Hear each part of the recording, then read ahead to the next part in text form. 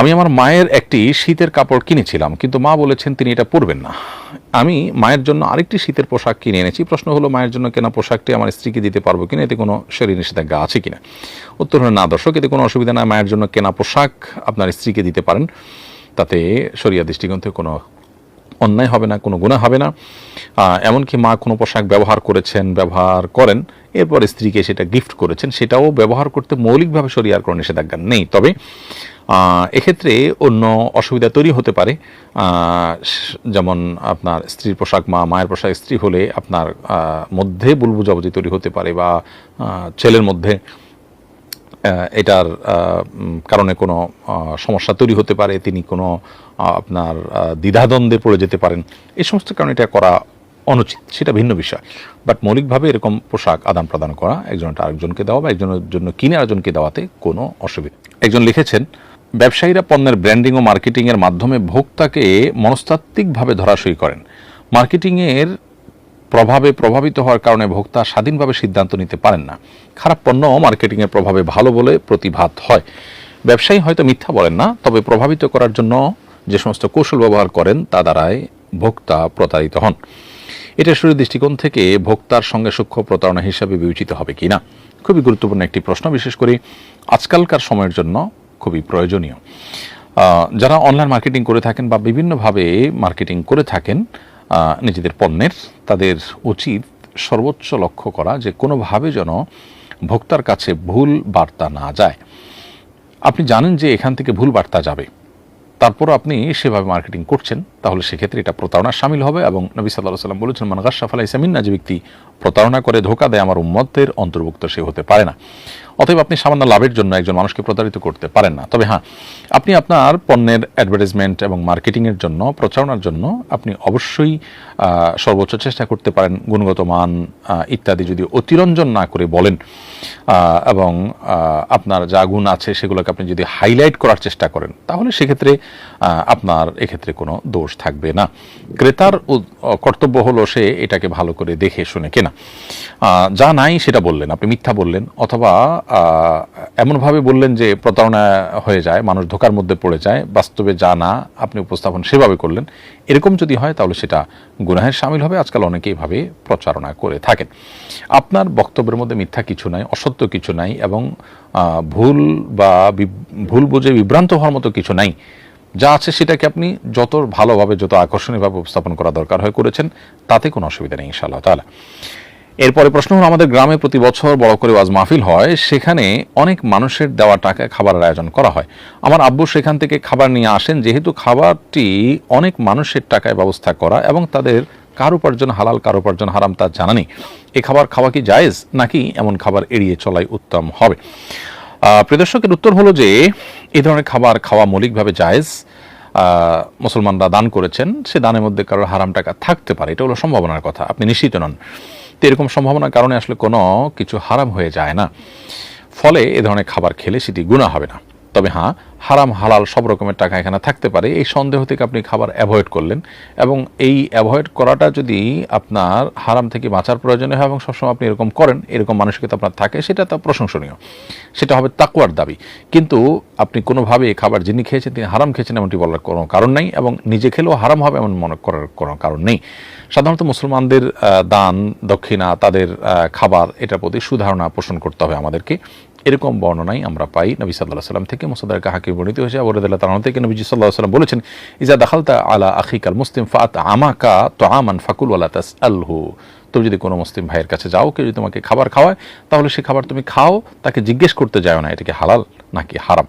তো এখান থেকে পরিষ্কারভাবে বোঝা গেল যে এ ধরনের খাবারকে হারাম মনে করে দূরে থাকার কোনো কারণ নেই। তবে হ্যাঁ, হারাম হওয়ার সম্ভাবনা যদি জোরালো থাকে, হালাল মিশ্র হয় আপনি জানেন, তাহলে সেক্ষেত্রে আপনি অ্যাভয়েড করতে পারেন শুধু তাকওয়ার খাতিরে, সেটাও আপনাকে শরিয়া বাধ্য করে না, অর্থাৎ সেটি খেলে গুনাহ হবে না।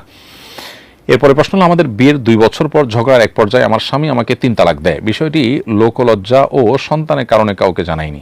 এরপর আরও 2 বছর আমরা এক বাসায় থাকি। এ সময় বারবার সহবাসও হতো।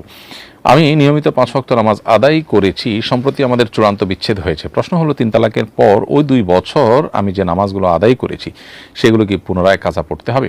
উত্তর হলো না, সেই নামাজ আপনাকে পুনরায় পড়তে হবে না। তবে 3 তালাক হয়ে যাওয়ার পরও যে সম্পর্ক হয়েছে, সেটা জেনা হয়েছে, সেটার জন্য আল্লাহর কাছে তওবা নাসুহা করতে হবে, খাঁটি অন্তরে তওবা করতে হবে, এবং জীবনে কখনো এরকম ভুল যেন না হয় সেজন্য সংকল্প করতে হবে, উদ্যোগ নিতে হবে। এর বাইরে নামাজ বা অন্য কোনো ইবাদত আপনি করে থাকলে সেই ইবাদত কবুল হওয়া না হওয়া বা সেই ইবাদত বিশুদ্ধ হওয়া না হওয়ার সম্পর্ক এটার সাথে নেই, ফলে সেই নামাজগুলো আপনার আদায় করতে আর হবে না পুনরায়। এরপরে প্রশ্ন হলো, ইস্তেহাজাগ্রস্ত নারী কি ওয়াক্তের ভেতর ফরজ সুন্নত সকল নামাজ একই ওযু দ্বারা আদায় করতে পারবে? উত্তর হলো হ্যাঁ, পারবে। কোনো নারী যদি ইস্তেহাজাগ্রস্ত হন, অর্থাৎ মাসিকের পরও তার ব্লিডিং অব্যাহত থাকে, যেটা মাসিকের টাইম ওভার হয়ে গেছে তারপরও দেখা যাচ্ছে এটাকে অসুস্থতার ব্লিডিং বা ইস্তেহাজার ব্লিডিং মনে করা হবে, এবং কেউ যদি এরকম অনবরত তার শরীর থেকে রক্ত, পুজ, পানি ইত্যাদি বের হতে থাকে বা এই জাতীয় পরিস্থিতি যদি কারোর মধ্যে থাকে, তাহলে তাকে মাজুর বলা হয়। মাজুর ব্যক্তি প্রত্যেক ওয়াক্ত নামাজের জন্য ওযু করবেন। ওযু করার পর পরবর্তী ওয়াক্ত আসার আগ পর্যন্ত এই ওয়াক্তের ভিতরে তিনি যত খুশি তত নামাজ পড়তে পারেন। এর মধ্যে ফরজ নামাজও পড়তে পারেন, নফল নামাজও একই ওযু দিয়ে পড়তে পারবেন। এরপরে প্রশ্ন হলো, জীবিকার তাগিদে অনেক ক্ষুদ্র ব্যবসায়ী রাস্তা ও ফুটপাতে বিভিন্ন পণ্য বিক্রি করেন। শহরকে যানজট ও দখল মুক্ত করার জন্য অভিযানের সময় অনেক ক্ষেত্রে তাদের পণ্য জোরপূর্বক জব্দ করা হয়, ফলে তারা ও তাদের পরিবার চরম আর্থিক সংকটে পড়েন। শরীয়তের দৃষ্টিতে রাস্তা ও ফুটপাতে দখলের অপরাধে ক্ষুদ্র ব্যবসায়ীদের পণ্য এভাবে জব্দ করে নেওয়া কতটা বৈধ? উত্তর হলো যে অনুমোদন ছাড়া আসলে রাস্তাঘাটে এভাবে দখল করে সেখানে ফুটপাতে দোকানপাট করা এটা জায়েজ নয়। নবী করিম সাল্লাল্লাহু আলাইহি ওয়াসাল্লাম বলেছেন, ইয়াকুমুল জুলুস আলা তারিক, তোমাদের কেউ যেন রাস্তায় না বসে। যদি কখনো কারো নিরুপায় হয়ে রাস্তায় বসতে হয়, তারা রাস্তার হক আদায় করতে নবী সাল্লাল্লাহু আলাইহি ওয়াসাল্লাম বলেছেন। এখন রাস্তায় বসার কারণে যদি মানুষের চলাচলে ব্যাঘাত হয়, তো সেটা অবশ্যই নিষিদ্ধ। এক্ষেত্রে সংশ্লিষ্ট কর্তৃপক্ষ যদি মানুষের চলাচলে ব্যাঘাত না হয় সেভাবে প্ল্যান প্রোগ্রাম করে বসার কোনো রাস্তা করেন, ভিন্ন কথা। আর না হলে অনুমোদন ছাড়া এভাবে বসাটা শরিয়ার দৃষ্টিকোণ থেকে অনুচিত, কারণ এটা মানুষের ক্ষতির কারণ, মানুষের কষ্টের কারণ। আপনি উপার্জন করবেন, হালাল উপার্জন আপনার ফ্যামিলির জন্য, সেটা ইসলাম অ্যাপ্রিসিয়েট করে, কিন্তু সেটা করতে গিয়ে আপনি কারোর হক নষ্ট করতে পারেন না। ঠিক একইভাবে ফুটপাত দখল করে এভাবে রাস্তাঘাটে দোকান পাট ইত্যাদি করা ঠিক নয়। আমাদের দেশে অসাধু মানুষজন হয়তো চাঁদা নিয়ে, নানা সুবিধা নিয়ে এ ধরনের জায়গা দোকানপাট করার সুযোগ করে দেয়। যারা দোকানগুলো করেন তারাও জানেন, যারা এই সুযোগ করে দিচ্ছেন তারা নিজেরাও অন্যায় করছেন, তারা ঘুষ নিচ্ছেন এবং চাঁদা নিচ্ছেন। ফলে আপনি একটি হালাল উপার্জনের জন্য অনেকগুলো গুনাহে আপনি লিপ্ত হচ্ছেন, মানুষের অধিকার নষ্ট করছেন, অপরদিকে ঘুষ দিচ্ছেন, অন্যায় সমাজে এস্টাবলিশ করতে সহযোগিতা করছেন। এর বিপরীতে আপনার অনেক হালাল উপার্জনের পথ খোলা আছে, হয়তো 2 টাকা কম উপার্জন হবে। সেজন্য সেদিকে আমাদের যাওয়ার চেষ্টা করা উচিত। এবং এই সমস্ত ক্ষেত্রে যদি অনন্য উপায় হয় যথাযথ কর্তৃপক্ষ আপনার তাদের মালামাল জব্দ করে নেয়, তো সেটা মৌলিকভাবে কোনো নিষিদ্ধ বিষয় হবে না, কারণ অন্যায়ের দমনের জন্য, অপরাধ দমনের জন্য কোনো উদ্যোগ নেওয়ার অধিকার তাদের আছে। তবে সেটাকে নিয়ে নষ্ট করে ফেলানো, জ্বালিয়ে ফেলানো বা ওই ব্যক্তির প্রতি জুলুম হয়, আপনার লঘু পাপে গুরুদণ্ড হয়, সেরকম কোনো কিছু যেন না হয় সে চেষ্টা করা উচিত। এবং সেই সাথে কর্তৃপক্ষের উচিত তাদের পুনর্বাসনের জন্য উদ্যোগ নেওয়া। সুন্নাহ ফাউন্ডেশন থেকে এ ধরনের ক্ষুদ্র আয়ের মানুষদেরকে বিভিন্নভাবে প্রতিষ্ঠিত করবার, তাদেরকে স্বাবলম্বী করবার জন্য উদ্যোগ নিচ্ছে। সরকারিভাবে আরও বিভিন্ন প্রতিষ্ঠান থেকে এই ধরনের উদ্যোগ যদি নেওয়া হয়, আমার বিশ্বাস ফুটপাতের এই সমস্যাগুলো অনেকখানি দূর হয়ে যাবে। এরপরে প্রশ্ন হলো, আমার উপর হজ ফরজ হয়েছে, স্বামীকে জানালে তিনি আমাকে নিয়ে যেতে চাচ্ছেন না, পরে আমি আমার একজন মাহরামকে নিয়ে হজে যাওয়ার প্রস্তুতি নিয়েছি, কিন্তু তিনি বাধা দিচ্ছেন। এই অবস্থায় আমার করণীয় কি? স্বামীর কথা অমান্য করে কি আমি হজে যেতে পারবো? উত্তর হলো হ্যাঁ, স্বামীর অনুমতি ছাড়াও এক্ষেত্রে আপনি হজে যেতে পারবেন। কারণ হজ যখন কার উপর ফরজ হয়ে যায়, তখন স্বামী ফরজ কাজ থেকে বাধা দেওয়ার অধিকার রাখেন না। স্বামীর কথা আপনি স্ত্রী হিসাবে মানতে বাধ্য, কিন্তু যতক্ষণ পর্যন্ত তিনি আপনাকে কোনো ফরজ আদায় করতে বাধা না দেন। কোনো স্বামী যদি কাউকে নামাজ পড়তে বাধা দেন, সে বাধা যেমন শোনা জরুরি না, ঠিক একইভাবে হজ করতে বাধা দিলে সেটাও শোনা জরুরি না। তবে যদি স্বামী বলেন যে এবছর না, পরের বছর যাও, এমনি না অমনি যাও, তাহলে সেক্ষেত্রে যথাসম্ভব তার কথাকে শোনা দরকার। অনেক সময় দেখা যায় স্বামীর এবছর অসুবিধা, পরের বছর তিনি যেতে পারবেন, তো বিশেষ কোনো অসুবিধা না থাকলে সেটি আমলে নেওয়া যেতে পারে।